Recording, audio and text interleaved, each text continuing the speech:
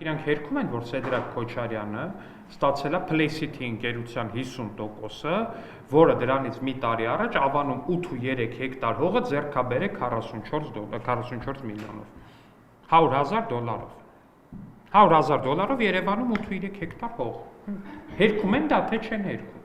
Վահագն Ալեքսանյանի արձագանքն է ի պատասխան Ռոբերտ Քոչարյանի ձերբակալությանն առնչվող հարցին ու դրա քաղաքական պատվեր լինելու հանգամանքին։ Նրա խոսքով խորհրդարան եկած օրվանից Հայաստան խմբակցության պատգամավոր Լևոն Քոչարյանը խոսում է միայն իր ու իր ընտանիքի պաշտպանության մասին։ Ալեքսանյանն ասաց նաև այդ ամենն ասում է հարգելով անմեղության կախավարկածը։ Հասկացանք, եկեք պատասխանեք, այդ ամեն ինչը ձեզ որտեղ է։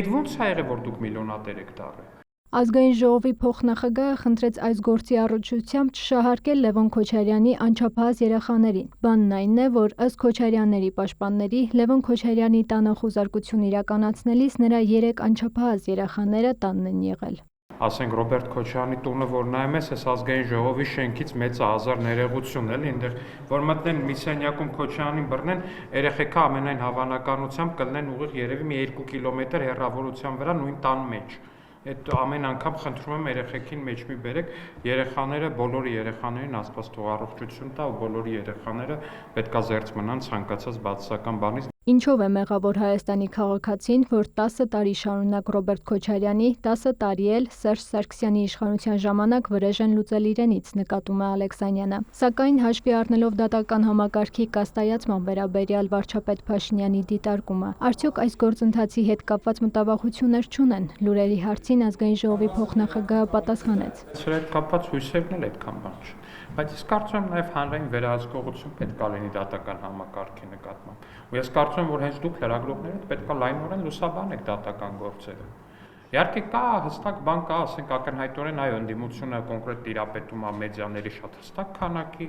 այո, հիմա փաստաբանների մեծ մասը ուղղակի երջանիկ ու ցոփ ու շվայտ կյանք ապրում են բանի բերումով, քանի որ այսքան պաշտպանյալ ունի, որոնք գերվճարունակ են, որոնք միլիոնատերեր են, դոլարային նրանց նկատմամբ տարբեր գործեր կան կոռուպցիոն տարբեր մեղադրանքներով, հա, իհարկե, այս ամեն ինչը նաև մեդիա ուղեկցություն ունի, իրականում թիրախավորվում են այն դատավորները, որոնք որ արդար վճիռներ են կայացնում եւ կոռուպցիոներներին օրինակ տարբեր պատիժներ են սահմանում,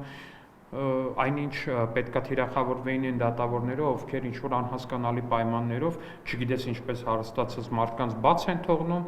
բայց ես կարծում եմ, որ իրականում արդար լրատվամիջոցները, օբյեկտիվ լրատվամիջոցները կարող են այս հարցին նաև իրենց մասնակցությունը ունենալ։ Քաղաքացիական պայմանագիր խմբակցության պատգամավոր Սիսակ Գաբրիելյանն էլ հիշեցնում է, կոռուպցիայի դեմ պայքարը միայն նախկին իշխանության ներկայացուցիչների դեմ չէ։ Կոռուպցիոն հանցագործություններով անազատության մեջ եղել են նաև իշխանության ներկայացուցիչներ։ Չկա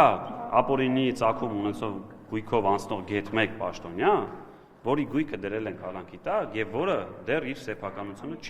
չի կարող Սերյան Օհանյանը բերի ցույց տա, որ օրինակ պայմանական VTB բանկով այս տունը գնաց հեսա տեսակը մինչև 2050 թվականը պետքա փակեն եւ դատախազությունը գնացի սա ապօրինի է։